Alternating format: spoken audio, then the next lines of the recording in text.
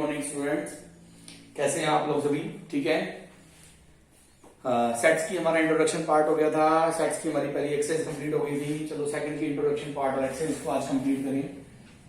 Exercise 1.2 बहुत important exercise है भाई, बहुत ज्यादा इंपॉर्टेंट एक्सरसाइज टॉपिक है। इसके अंदर सबसे पहले सबसेट।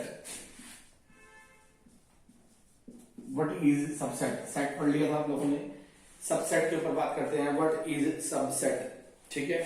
अब देखो होता क्या है, हम इसके अंदर एक डिफाइन लिख सकते हैं। सेट ए इज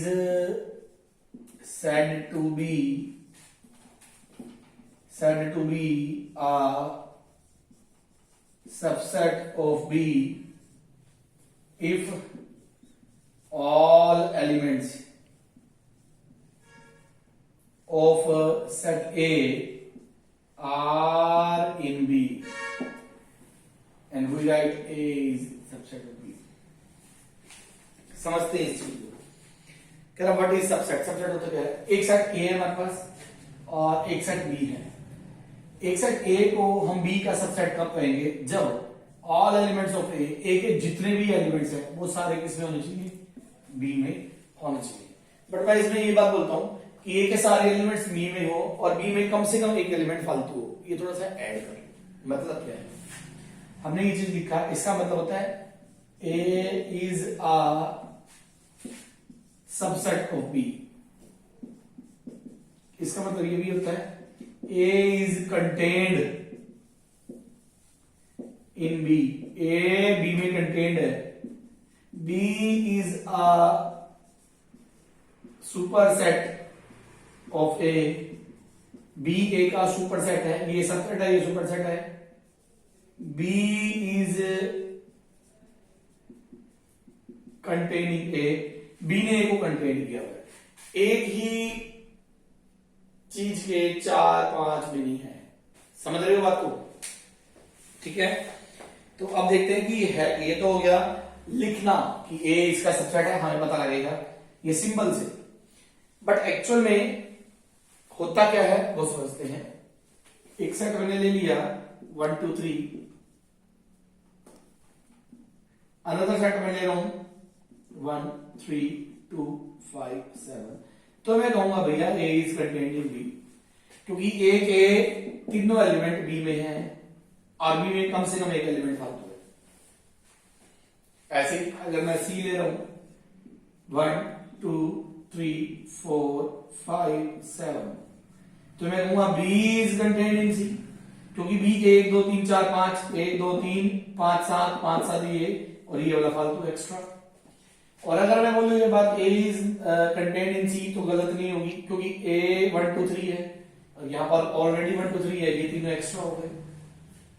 बात समझ में आ रही है कि हो क्या है? और अगर मैं एक सेट ले लूं D 1 2 4 और 10, तो मैं लिख लूं D is not contained in C, क्योंकि D में 1 है 2 है 4 है, 1 है 2 है 4 है, 10 है, लेकिन 10 हमारा C में तो नहीं है, तो D C में कंटेन नहीं है। बात समझ में आई?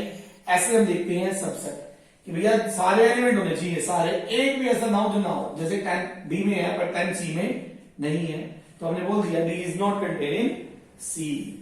क्लियर हुआ कुछ? इसे बोलते हैं सबसेट। क्या बोलते हैं? सबसेट।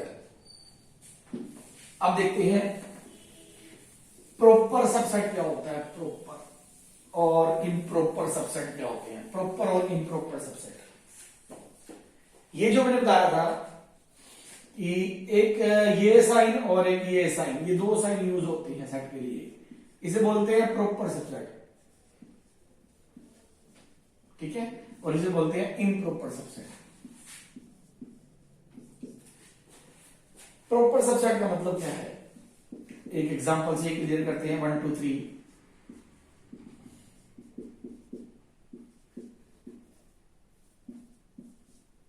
तो सीधे A is contained in B।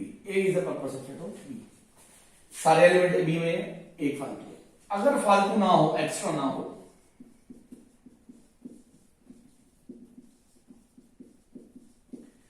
A is a proper, content भी है तीनों एलिमेंट्स में और इक्वल भी है, इसे बोलते हैं इक्वल भी है।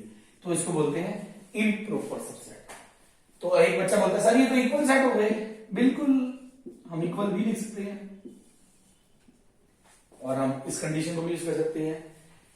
एक बच्चा फिर बोलता है सर इक्वल क्यों, ये तो ऐसे भी हो गया भाई, बिल्कुल हो गया, बात एक ही है, समझ रहे हो। तो हम इन दोनों को इक्वल लिखें या ये लिखें या ये लिखें, बात एक ही है, इसे बोलते हैं इम्प्रॉपर सेट। ये सब चीज एक ही होती है, क्लियर। चलो अब हम समझते हैं power set. What is power set, ध्यान से समझना इस क्वेश्चन को। पावर सेट बहुत इंपॉर्टेंट है। ए मेरे पास आया 1 2, देन कहता है what is power set, symbol है हमारे पास ये पावर सेट हो गया, ए का पावर सेट। एक पावर सेट समझने से पहले हमें यह समझना पड़ेगा कि पावर सेट में कितने एलिमेंट आते हैं और हमें कैसे पता चले। 2 की पावर हमेशा बेस में 2, पावर कितने एलिमेंट है 2, तो कितने हो गए 4, यानी कि इसमें 4 एलिमेंट आएंगे, इस वाले में 4 एलिमेंट आएंगे। 5 आएगा ही आएगा क्योंकि 5 सबका सबसेट होता है। दूसरा वो सेट खुद आएगा, मैंने अभी समझाया आपको, A is equal to B. फिर सिंगलटन 1 सिंगलटन 2, सिंगलटन 1 इसमें कंटेंट है, देखो सिंगलटन इसमें कंटेंट 2 एक्स्ट्रा है, जब सिंगलटन 2 कंटेंट होगा तो 1 एक्स्ट्रा हो जाएगा। तो ये हो गया ना 4 एलिमेंट, इसके अलावा और कोई नहीं आ सकता। इसके अलावा अगर आता है तो 1 2 आता है, वो तो ऑलरेडी मैंने ए नाम दे ही दिया। एक और समझते हैं, एक सेट है मेरे पास बी 1 2 3, तो मुझे बनाना है पावर सेट ऑफ बी। तो पावर सेट ऑफ बी बनाऊंगा, उससे पहले देख लो कितने एलिमेंट बनेंगे। 2 की पावर 3 मतलब 8 है ना, जितने एलिमेंट होते हैं पावर में चले गए मतलब 8। क्या बनेगा 5, सबसे पहले 5, फिर बी, फिर सिंगलटन 1 सिंगलटन 2 सिंगलटन 3, 5 हो गए भैया, कितने निकाल दिए 8, 3 रह गए। अब देखो 1 2 भी तो कंटेंट हो सकता है इसके अंदर, 1 3 भी कंटेंट हो सकता है इसके अंदर, 2 3 भी कंटेंट हो सकता है इसके अंदर।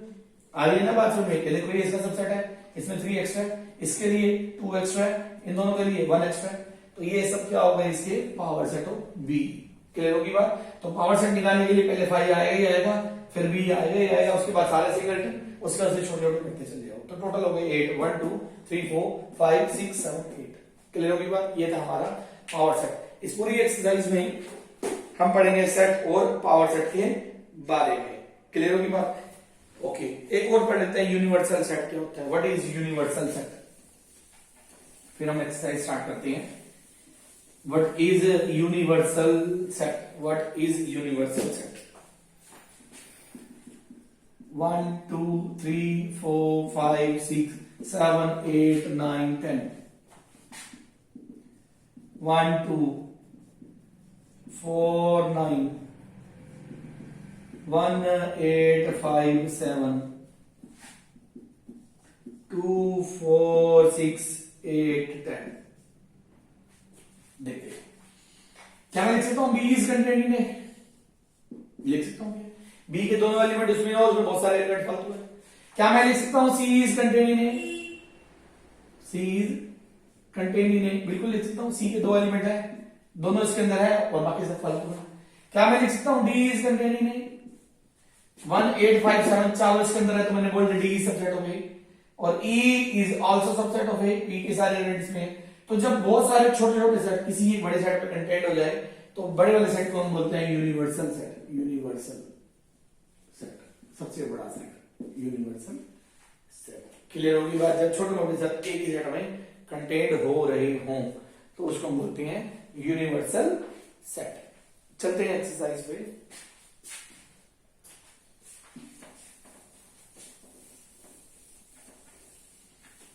अब एक्सरसाइज में हमारे पास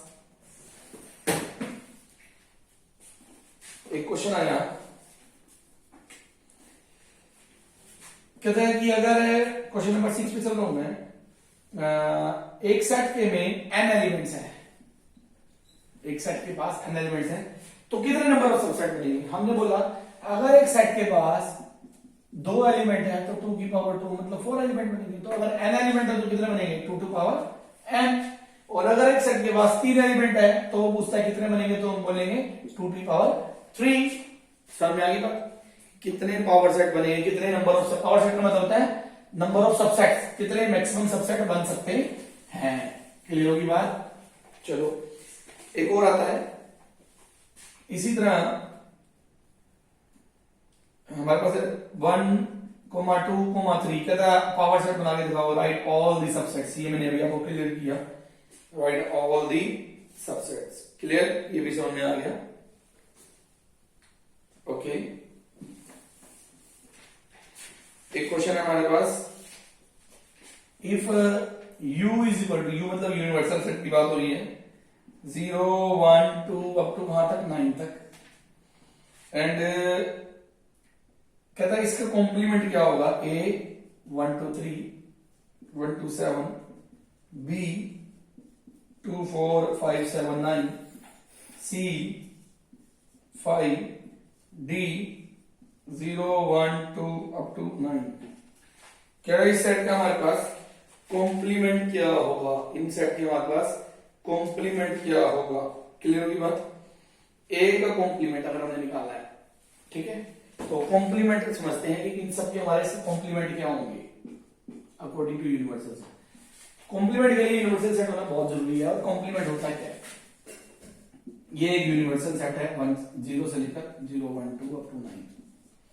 एक सब सेट ले लिया, एक सेट के अंदर 1 2 7 है, तो इसका मतलब बाकी जो एलिमेंट है वो 1 2 7 नहीं है, यानी कि 0 है यहां पर, 3 है यहां पर, 4 है, 5 है, 6 है, 8 है, 9 है, बस बाकी एलिमेंट ए में नहीं है। ए में क्या है 1 2 7, खुद बोल रहा है भैया, ए में क्या है 1 2 7।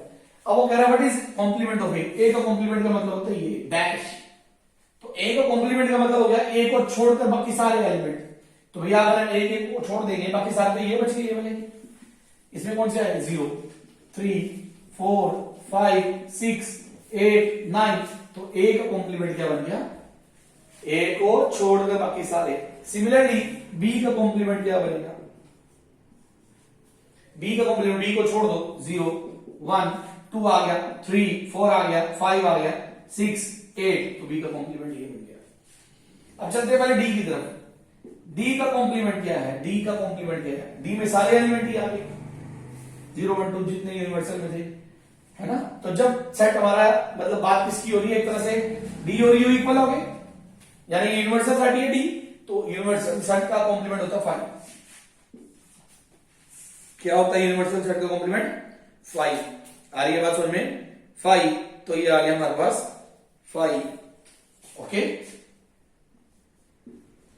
और लास्ट में हमारे पास क्या होगा, एक बच गया सी। 5 का कॉम्प्लीमेंट हमेशा आता है यूनिवर्सल सेट। क्या आएगा, यूनिवर्सल सेट। यूनिवर्सल सेट का कॉम्प्लीमेंट आता है 5 का कॉम्प्लीमेंट आता है यूनिवर्सल सेट। क्लियर होगी बात। तो ये था हमारा थोड़ा सा कॉम्प्लीमेंट के बारे में। एक और चीज समझते हैं, एक क्वेश्चन इसके अंदर बहुत इजी एक्सरसाइज है बच्चों, कोई घबराने की जरूरत नहीं है, बहुत ज्यादा इजी। कह रहे हैं कि if A contained in C and B belongs to C, it is true A belongs to C. बहुत इंपॉर्टेंट क्वेश्चन है, समझते हैं। पहली बात है, मेरी बात आज दिमाग में बिठा लो कि पॉइंट हमेशा बिलोंग करते हैं, सेट हमेशा कंटेन्ड होते हैं। पॉइंट हमेशा बिलोंग करते हैं और सेट हमेशा कंटेन्ड होते हैं। मैं ये क्या बोल रहा हूं, 1 2 3, तो ये क्या था पॉइंट, पहले से क्लियर किया था। 1 बिलोंग्स टू ए, पॉइंट था तभी बिलोंग कर रहा है। 2 बिलोंग्स टू ए, पॉइंट है बिलोंग कर रहा है। 3 बिलोंग्स टू ए, मतलब अगर पॉइंट होगा तो बिलोंग करेगा। और 1 2 3 4 A is contained in B, set है तो सेट में कंटेन्ड होगा। समझ में आई बात। तो अब यहां से देखो, वो कह रहा है ए इज कंटेन्ड इन सी, बात समझ में आ गई कि ए सी में कंटेन्ड है। अगला पॉइंट क्या कह रहा है, बी बिलोंग्स टू सी। यार बी तो सेट है, कैपिटल लेटर से डिनोट किए हैं, बी तो सेट है, तो बी इसमें कंटेन्ड बिलोंग कर ही नहीं सकता। बी तो हम ऐसे लिख सकते थे, बी इज कंटेन्ड इन सी, ये साइन आना था। आया कौन सा, बी बिलोंग्स टू सी, ये आया ना साइन। अरे बी तो सी में बिलोंग ही नहीं कर सकता, बी तो सी में कंटेन्ड होगा, तो स्टेटमेंट ट्रू नहीं है। स्टेटमेंट ही ट्रू नहीं है, बी सी से बिलोंग कैसे कर देगा, पॉइंट बिलोंग करते हैं, सेट कंटेन्ड होते हैं। आई बात समझ में। तो इसका मतलब नॉट पॉसिबल, या नॉट ट्रू, क्योंकि ट्रू ही नहीं था ना। समझ में आ गई? उसने कहा इट इज ट्रू, तो हमने बोला नॉट ट्रू। अदरवाइज आप बोलते हैं नॉट पॉसिबल, क्योंकि कोई सेट दूसरे सेट से बिलोंग नहीं कर सकता। तो स्टूडेंट ये थी हमारी एक्सरसाइज 1.2, इसको आराम से देख लेना, समझ लेना। कोई भी प्रॉब्लम होगी then you can call me, मुझे कॉल कर लेना, आराम से समझ लेना। ठीक है भाई।